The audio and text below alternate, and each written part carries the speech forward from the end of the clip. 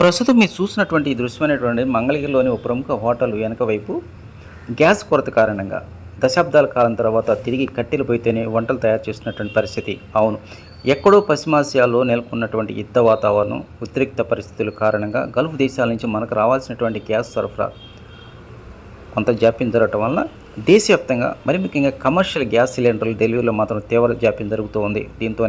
దీని ఎఫెక్ట్ మాత్రం హోటల్ రంగం మీద బాగా పడిందని చెప్పుకోవాలి. కేంద్ర ప్రభుత్వం కూడా గృహ అవసరాలకు ప్రాధాన్యత ఇవ్వడంతోనే పరిస్థితి మరింత ఇదిగా మారిందని చెప్పుకోవాలి.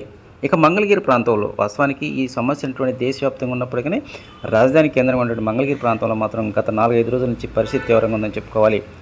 గ్యాసు సరఫరాలో జాప్యం, ఒకవేళ దొరికినా కూడా ఎక్కువ ధరలు ఈ అందుబాటులో రావడంతోనే ఏం చేయాలో తెలియని నిస్సాయితలో హోటల్ యజమానులు ఉన్నారు.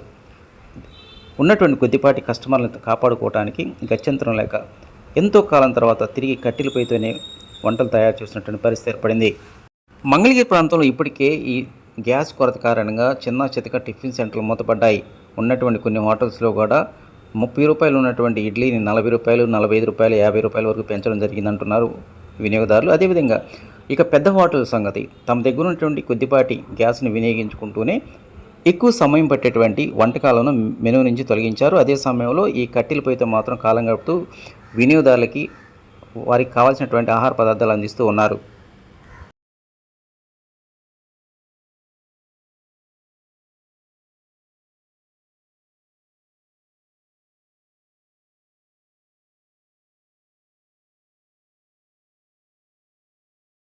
ఇబ్బందిగా అంటే కొరతగా అవుతుంది. ఏజెన్సీలే పంపించారు, గ్యాస్ ఆపేశారు. ఇంతకుముందు కమర్షియల్ వచ్చే వాళ్ళు తీసుకునేవాడు, అవి కూడా పంపించలేదు. పంపించక మాకు అన్ని ఇబ్బందులు అయిపోయినాయి. ఉన్న వరకు చూస్తున్నాం, వాడతాం. రాకపోతే ఇక దాన్ని ఇక నేను ఆపుకొని వచ్చిందే కానీ చేయడానికి అవకాశం లేవు. అంతకుముందు ఓకపోయి అవి ఉండేవి. అవి ఉన్నప్పుడు మాకు అంత ఇబ్బంది ఉండేది కాదు. పొట్టో ఏదైనా వాడుకునేవాళ్ళం, వాటి వల్ల ఇబ్బంది ఉండేది కాదు. కానీ ఆ ఓకపోయి లేకపోవడం, ఈ పొట్టు లేకపోతే గ్యాస్ మీద ఆధారం ఉండడం ప్రత్యామ్నాయం ఏం దొరకట్లా.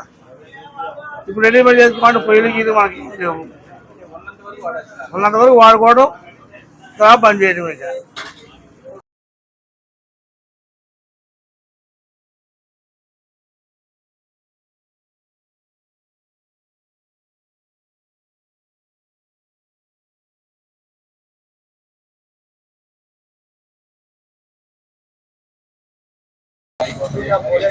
లేదండి, 4,000-5,000 రూపాయలు పెట్టి గ్యాస్ ఎక్కడ కొంటాం సార్? ఎక్కడ వ్యాపారం చేస్తాం?